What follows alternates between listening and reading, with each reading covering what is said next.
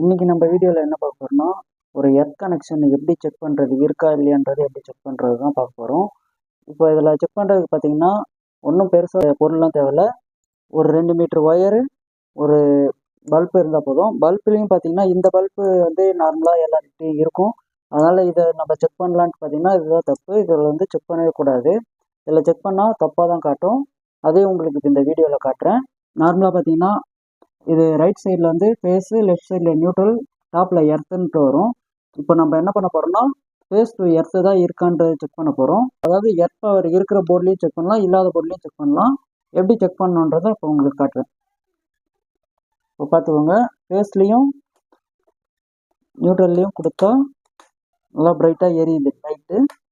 இப்போ இதுவே எர்த்தில் கொடுத்தோம்னா மைனல்ட்டாக எரியுது. ஆனால் இந்த போர்டில் வந்து பார்த்தீங்கன்னா எர்த் கனெக்ஷன் இல்லை. அப்படி இருந்தும் உங்களுக்கு மைனல்ட்டாக காட்டுதுங்களா? இப்போ இதுவே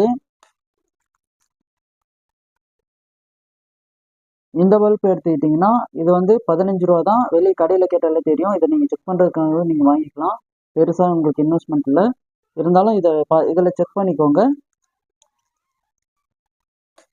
போட்டால் வரல, ஓகேங்களா?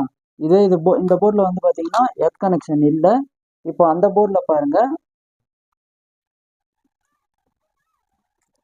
இப்போ பார்த்தீங்கன்னா இந்த போர்டில் நம்ம செக் பண்ணிக்கலாம். பவர் டு எர்த் வச்சா நல்லா ஒர்க் ஆகுது. அப்போது இந்த போர்டில் வந்து எர்த் பவர் இருக்குது. இதுவே இந்த லைட்டில் செக் பண்ணாலும்